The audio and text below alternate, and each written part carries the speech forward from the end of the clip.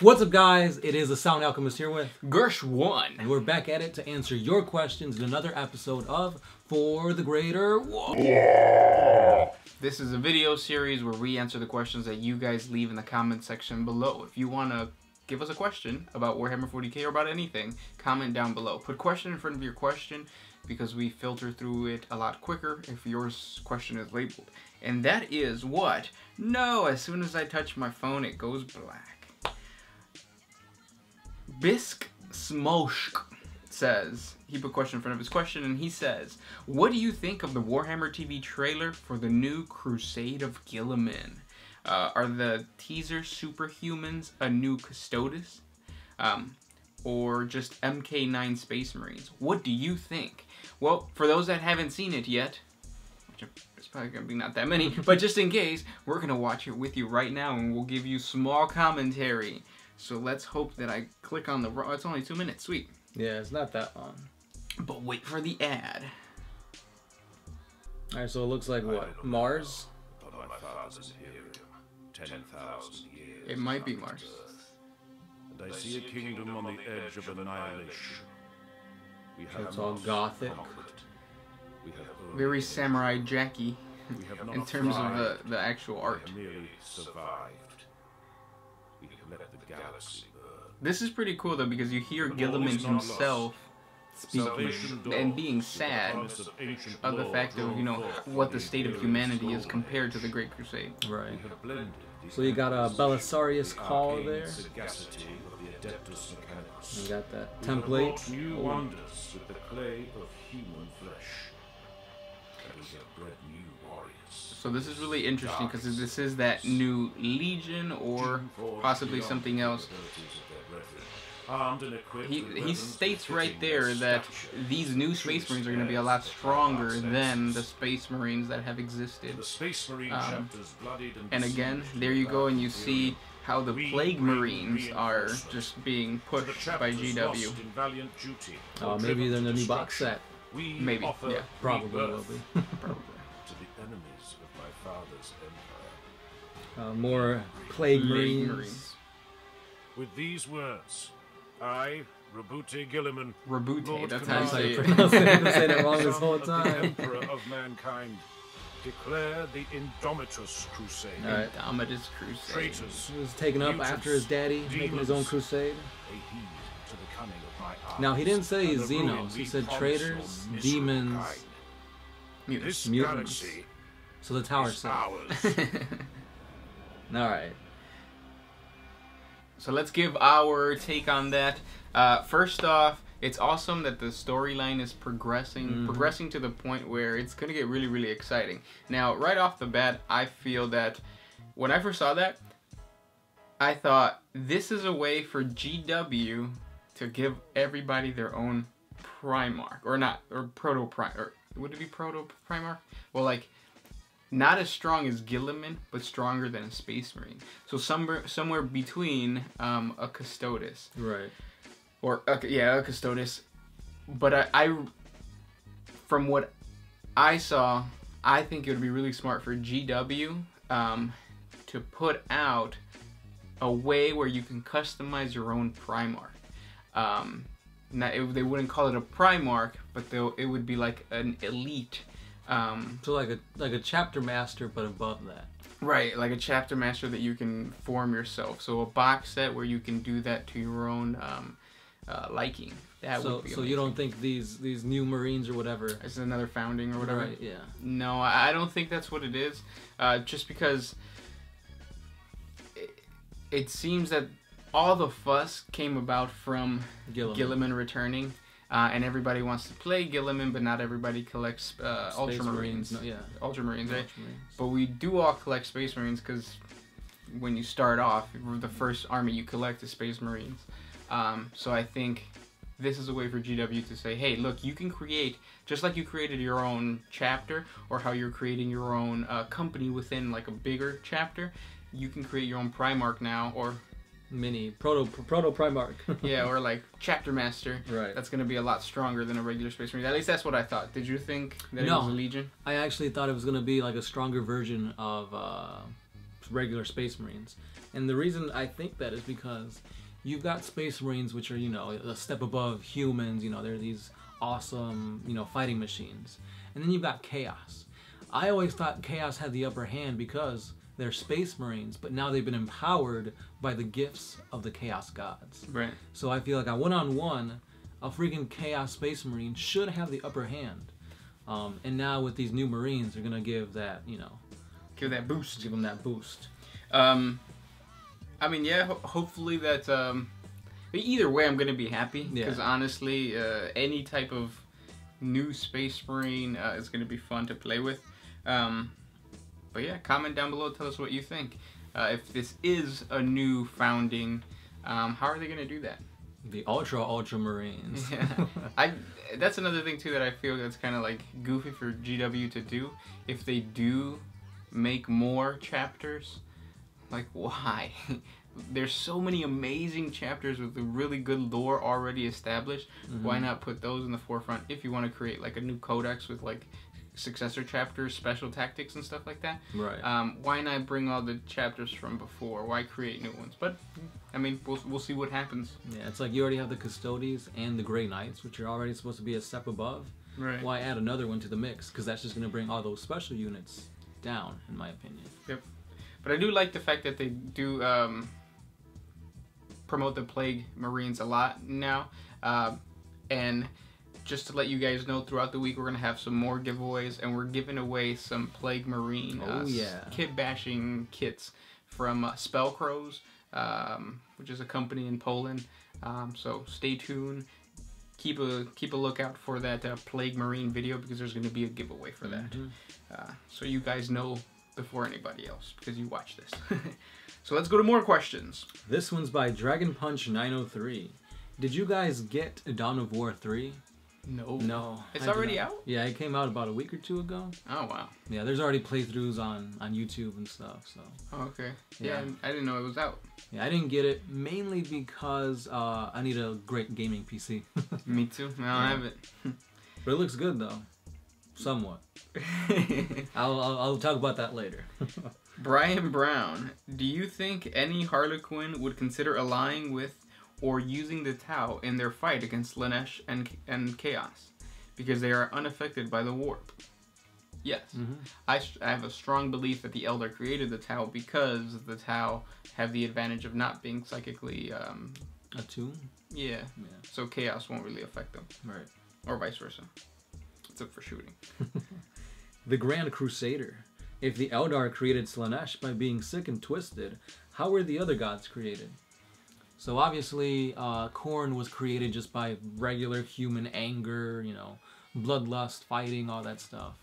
And that's been around since, you know, the beginning of time. Because in order to hunt, you got to be, you know, angry and all that stuff. Yep, and then Nurgle was the first one to be born. Right. And Nurgle is there because as soon as you have some type of organism or biological organism, you have diseases that could affect it. All thanks to time, you got decay and all that. Right. And Zeech. Because it's, you know, trickery, structure, because societies, or not society, but just the world, the galaxy is built on structure and... Right. Everything changes. Yeah, change. Good question. This question comes from Hypno Kitten. Ooh, this is a long one, super long one. People keep talking about close combat and so much more buffed up. Is so much more buffed up in various threads. All the while mentioning the initiative thing versus first charge. Is there any hint of any other changes? So you're referring to the 8th edition stuff? Yeah, there's a whole bunch of changes actually. Yeah. This game is going to be basically revamped from the ground up. It still has the basic concepts, but now it's made everything more simpler and streamlined. So that the game plays quicker. Right, and that's really good. Because ever since we started back in 5th edition, yeah, finding time to play a game was always something that, you know, was always on our minds. Yeah, and it's actually something that we complained about when we first started these for the Greater Walls. We said the #1 way to improve the game would be to make it shorter, so that it's quicker for us to play. And I thought that they answered that by bringing out Necromunda again, or like Armageddon. But now with this 8th edition stuff and how they want us to be quicker, I have a feeling that GW is actually listening to us specifically. They probably have sensed us in the warp. Oh, thanks to this guy back here. Yep, the window. But yeah, there's a whole bunch of stuff. Go to the Warhammer TV webpage. I think that's where they've got all the community, right? The community. There you go. Warhammer community. They've got all the little snippets, the sneak peeks, and all that stuff. Right. Or go to our Facebook page because there's links to all that right there. Yep. This one's by All Might. Are you a shower or a bath kind of guy? I don't think I've ever met anybody who's a bath type of guy at my age, which is 20s. Nobody in their 20s takes baths. Yeah, I don't remember the last time I took a bath. Yeah. Yeah, shower, I guess. Julian Shuwalaska. There are some pleasure worlds in the Imperium, right? Yes, you're right. The ones for generals and stuff. But aren't there places like Huge Sign? Come here and scuffle fuck us for Slaaneshi cults and fleets. Yeah. There's a lot of human-oriented Slaanesh worshipping planets. Oh, yeah. Yeah, a lot. You got brothels and all that stuff. Yep. But you gotta remember, with pleasure comes the pain, because she is the god of pain, or he or she, right? It's both at the same time. So it's not a place that I think you would like for very long, unless you're into that kind of stuff. And which you are, I don't understand how that turns you on. Yeah, if you are into that stuff, just go to a Dark Eldar world. You'll like it better there. League MLG. Why did the color of Emperor's Children change from purple to pink? And which scheme do you prefer? Because they got a little more sassy. Slaanesh hit them up with that. I don't know what you call that. Snap. Snap, crackle, pop. There you go. Yeah, they got more Slaaneshi, and I prefer purple. I don't really care for either of them. So yeah. There you go. Purple it is for Gersh. Arkantos. Did Guilliman heal on his own, or was he healed by the warp effect of pilgrims believing that he was healed? If he was, then could this power be used to heal the Emperor via new Imperial doctrines over the course of centuries? So you actually know how the Emperor healed, right? The Emperor? Or sorry, Guilliman. It was all thanks to the, what are those things called? The Eldar, Eldari, Inari, whatever they're called. The god of death, basically. Iniad, or whatever. Yeah, whatever those guys are called. I think I just named, like, everything about Eldar. But yeah, those guys basically did some of their Eldar trickery and brought Guilliman back to life. Belisarius Cawl and Saint Celestine also had a little bit to do, but it was mainly the Eldar, so there you go. Could that be replicated for the Emperor? No, because the Emperor's body is constantly being regenerated while also decaying, but it's more decaying because the Golden Throne is keeping him alive, and that means it's also regenerating him, but at the same time, he's basically the cause of the Astronomicon. He's the beacon that all astropaths use to guide in the warp. So because he's using all that power, it's putting such a toll on his body that he's, again, deteriorating as he's being healed. But again, it's never gonna make him 100% completely good. Cool. Gax13, what do you think of the idea of Gork and Mork starting to fight each other, which causes the Orc clans to divide? So the Morkiest clan, Blood Axes, Bad Moons, choose Mork, and the Gorkiest, the Goths and Snakebites, choose Gork.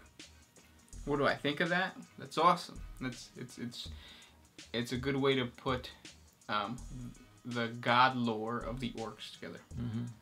Because you know how Orcs are all about conflict. That's right. And speaking of Orcs, do you see the Orcs as a joke race, or do you see them as more a brutal race? I like to see them more as a brutal race because as a player and as an Orc enthusiast, that's what draws me to them. Not so much the goofiness.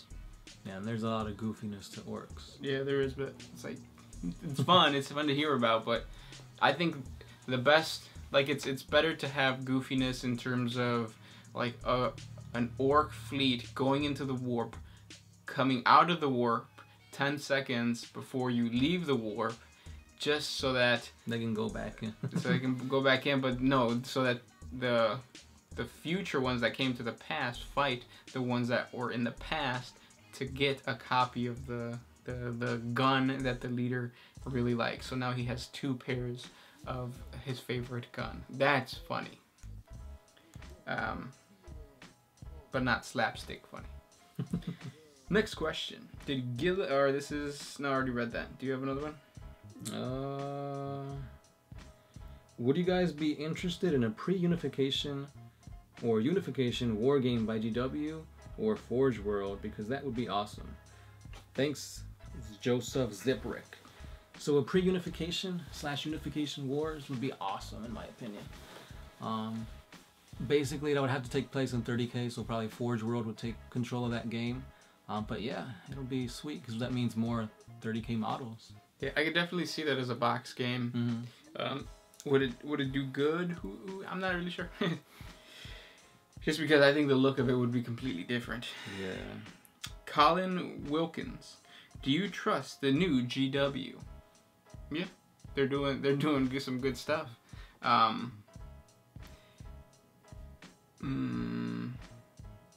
they're doing some good stuff.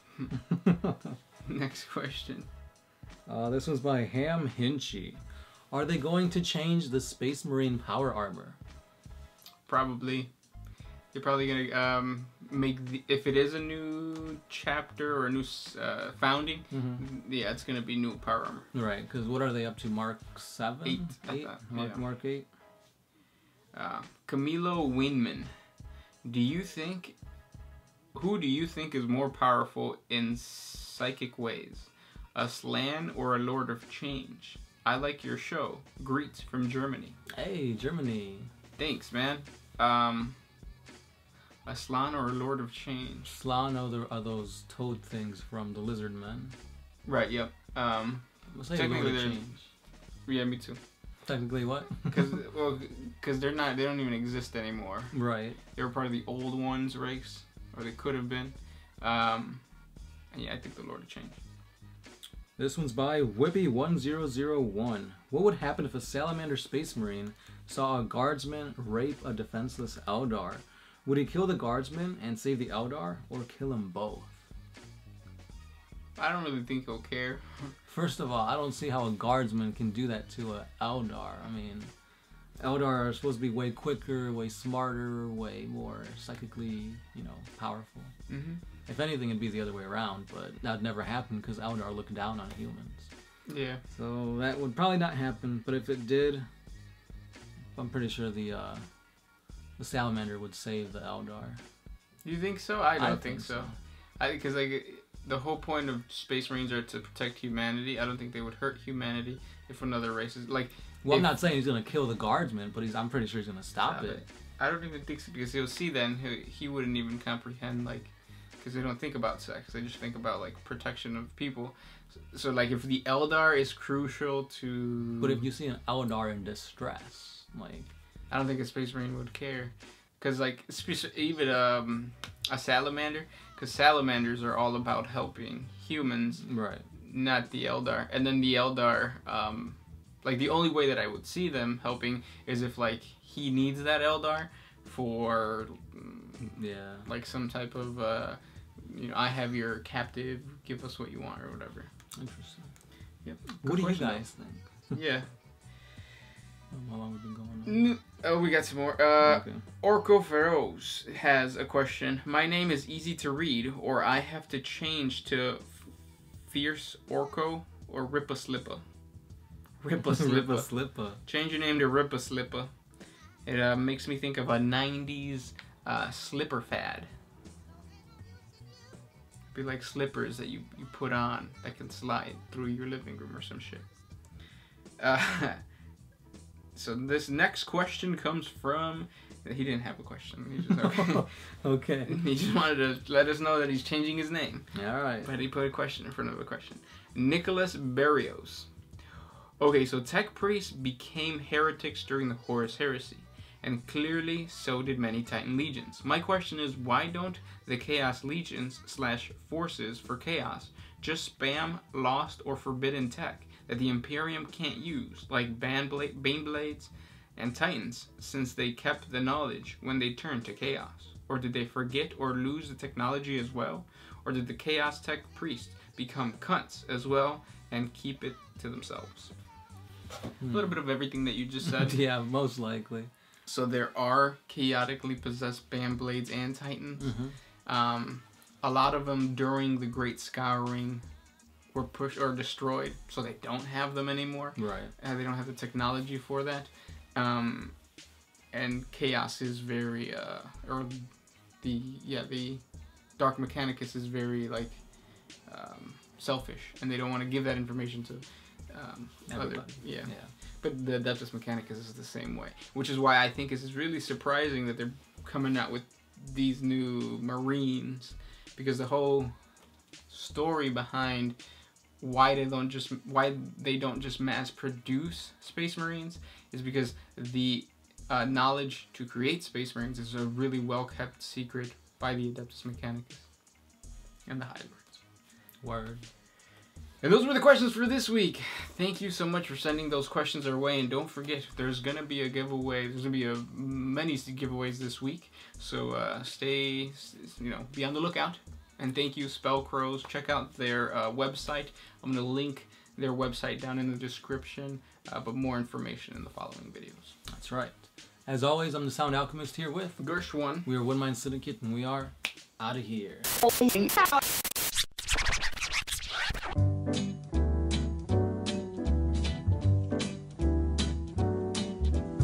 L is for the way you look at me. O is for the only one I see. V